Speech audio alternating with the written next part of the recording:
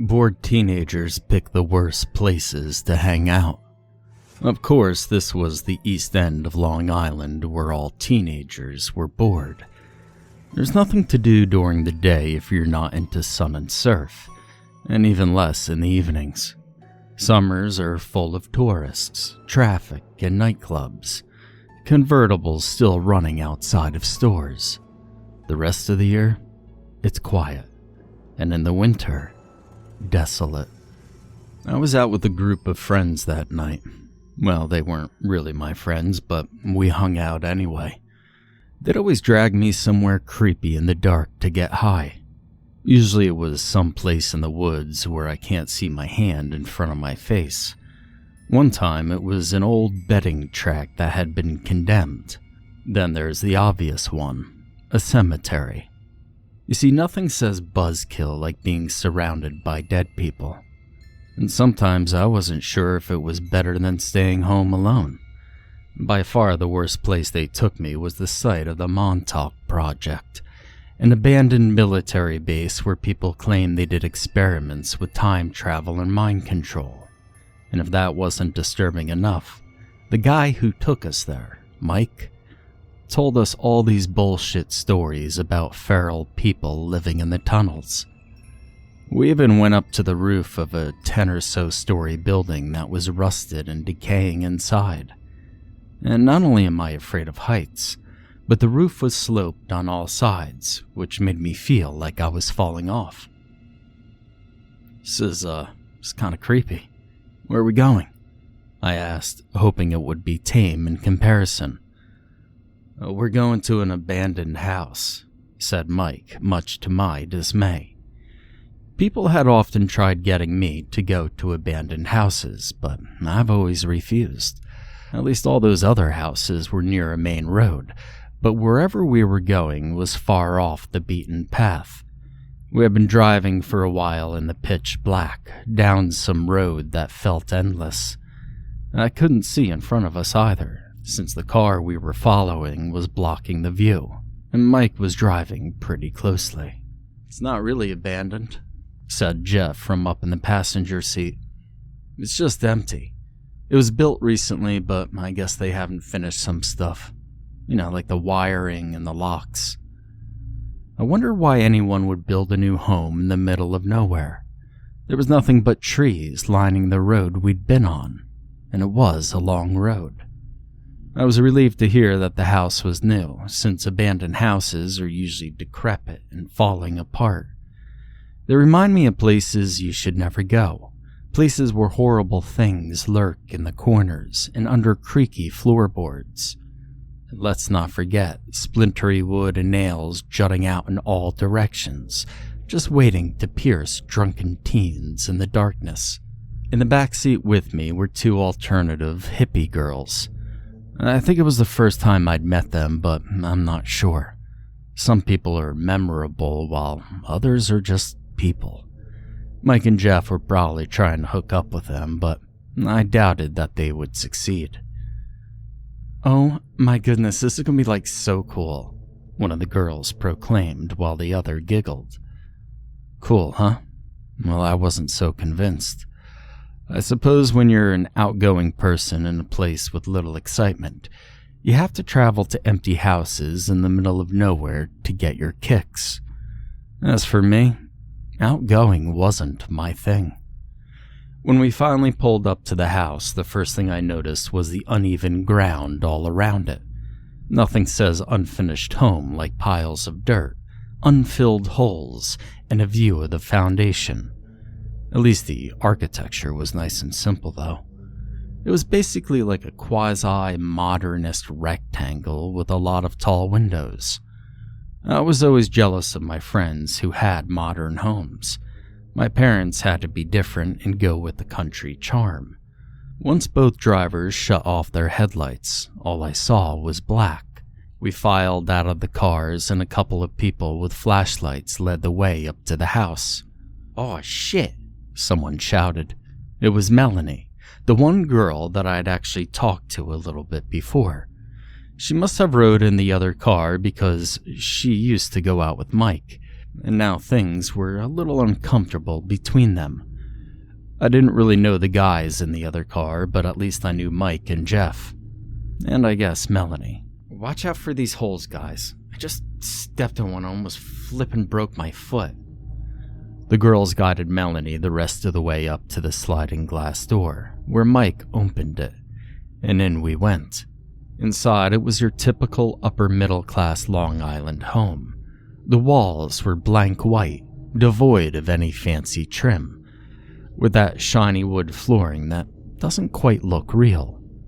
There was a kitchen to the left and a huge room to the right with a 2-story ceiling.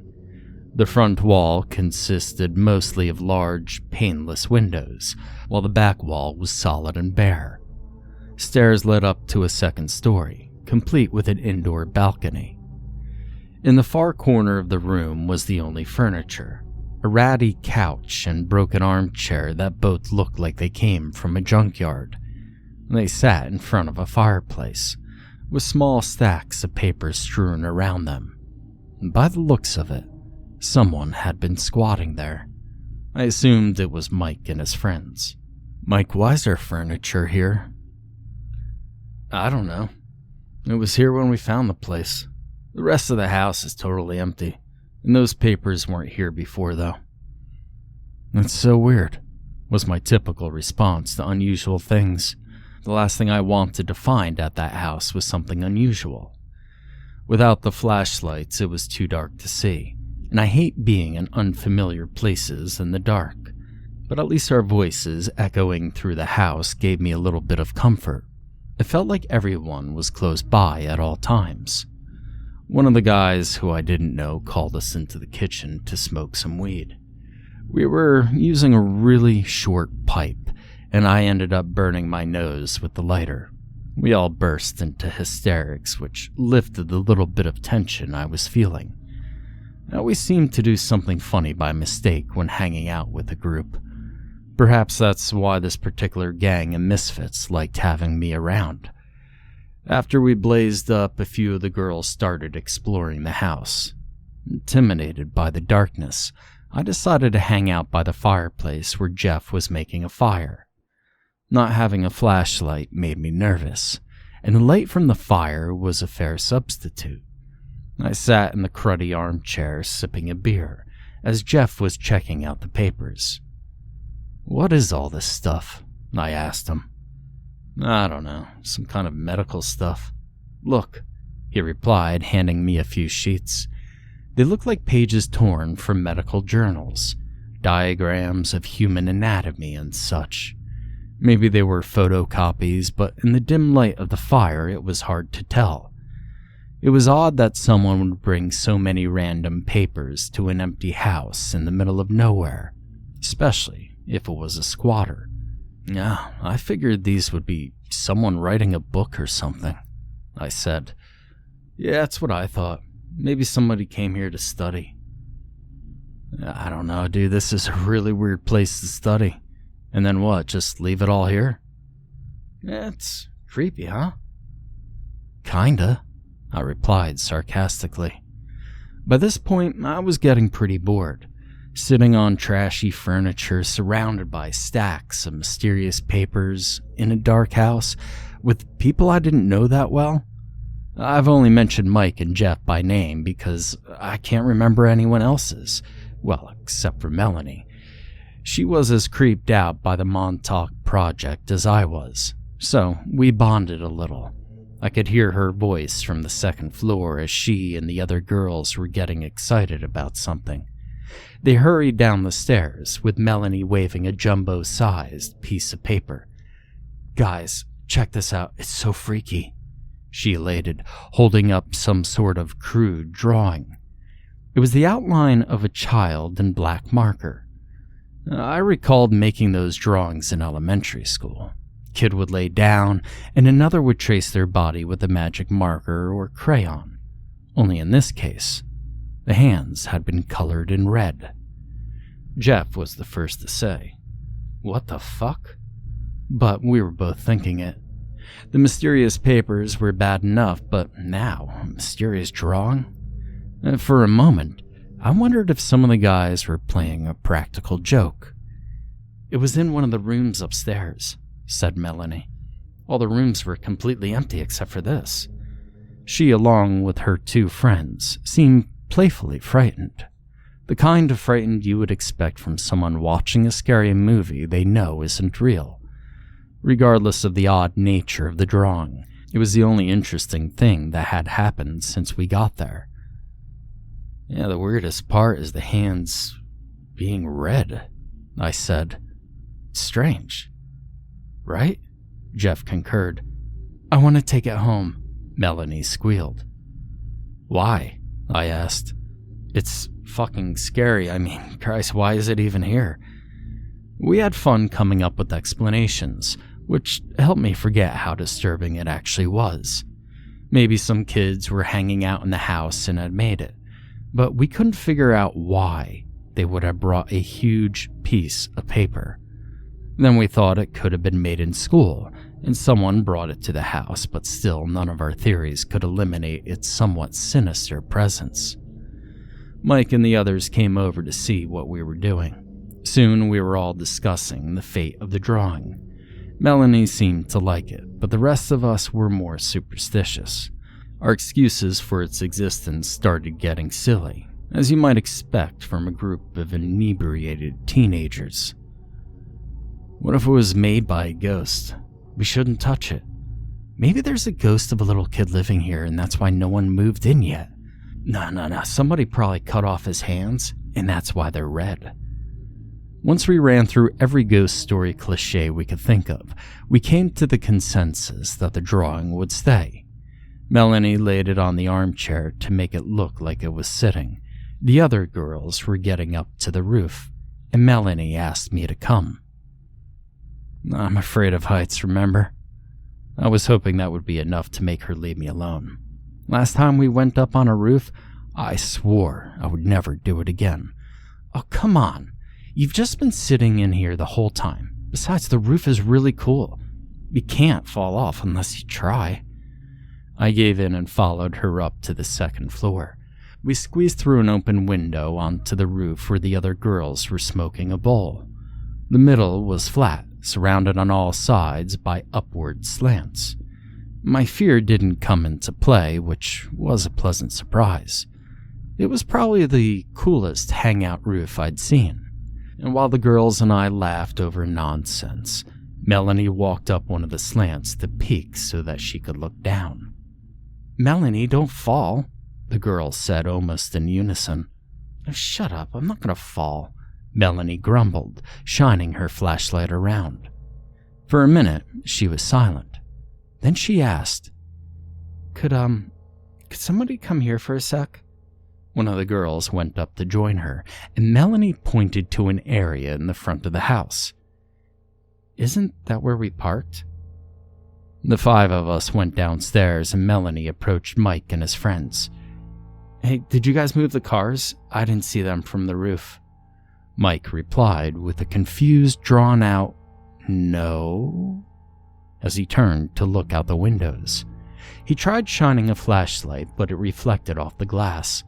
They all went outside and immediately started swearing. The cars weren't in the front of the house. After circling the entire perimeter, it was confirmed that they were gone. "Are you fucking kidding me?" Mike yelled, his voice disappearing into the sky. I started to wonder again if some kind of joke was being played. Maybe one of the guys moved the cars down the road and then walked back, just to freak everyone out. No one heard them start up, though. "Alright, who moved the cars?" the other driver asked. I hadn't had much contact with him, and he seemed a little high-strung, so I was slightly freaked out by the possibility that he might be aggressive. "I didn't. Did you?" Mike said, looking at Jeff. "Seriously, guys, this isn't funny," the guy said.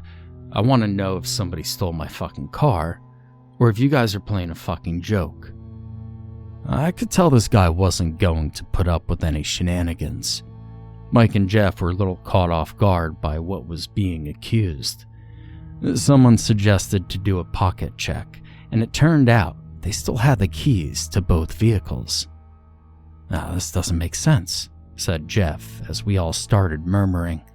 This time it wasn't any fun trying to figure out the mystery. How did the two cars disappear? Now the girls were crying now. Well, not Melanie, the guys were cursing up a storm, especially the driver of the second car. I decided to dub him Angry Guy. Not that his anger wasn't justified, it was just his most prominent trait. I'd nothing to contribute to the situation, so I just waited for everyone to figure out what we were going to do next.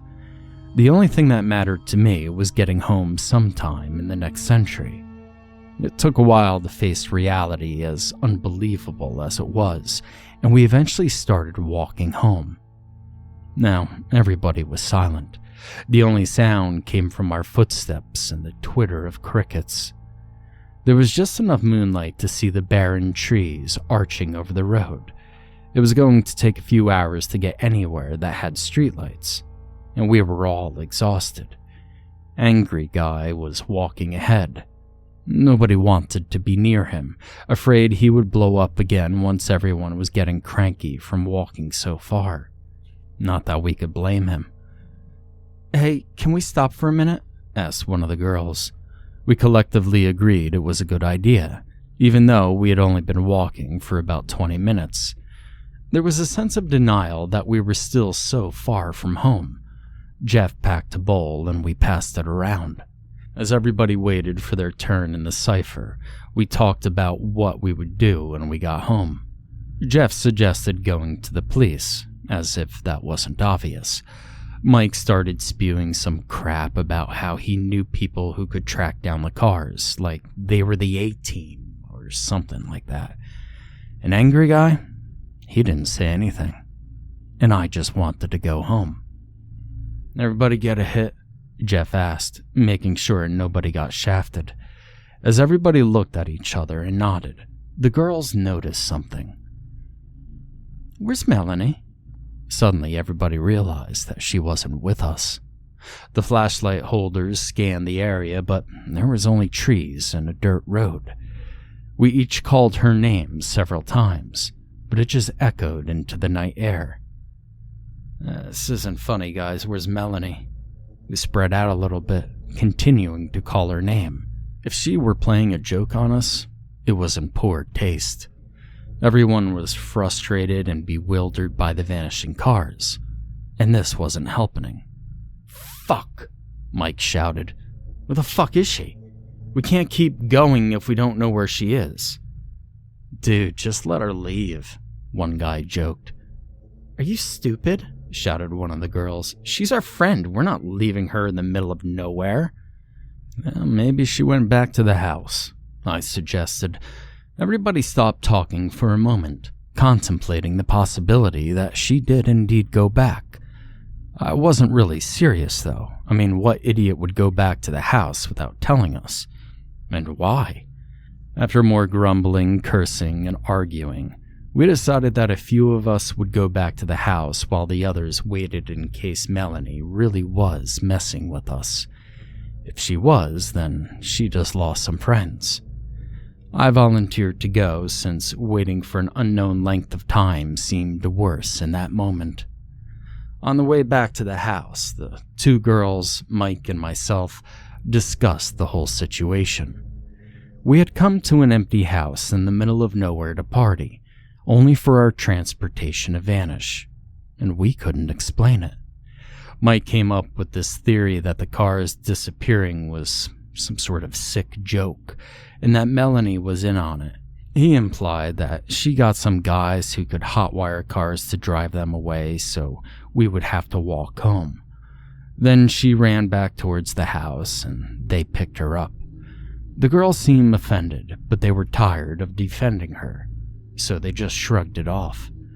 As we finally arrived back at the house, my stomach dropped upon seeing it again.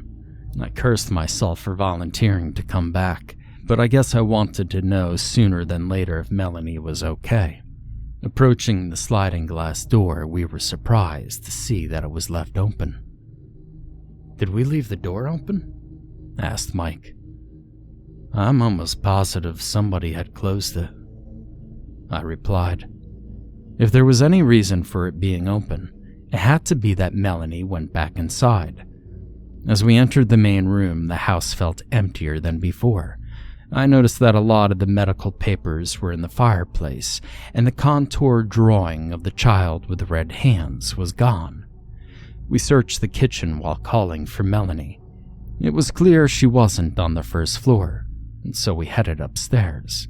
I'm gonna be pissed if she's not here, said Mike, because then we came back for nothing. The girls just ignored him and went to search the rooms, while I split off to check the roof. The window was still open, and I squeezed through, and if I expected her to be anywhere, it was here. The roof was empty and silent, with a gentle breeze blowing. I could almost see over the treetops, which made me feel stronger than my fear of dark forests. And for a moment, I forgot that we were looking for Melanie, until I heard the girls panicking inside. I quickly squeezed back through the window and ran to see what was up. Mike and the girls were looking at something in one of the empty rooms. What happened? I asked. Mike shined the flashlight at a spot on the floor. Reluctantly, I approached and looked down as the girls gripped each other, sobbing. There were 2 jumbo-sized sheets of paper, taped together to make one larger sheet. Drawn in marker was the outline of a girl, with only her hands colored in red.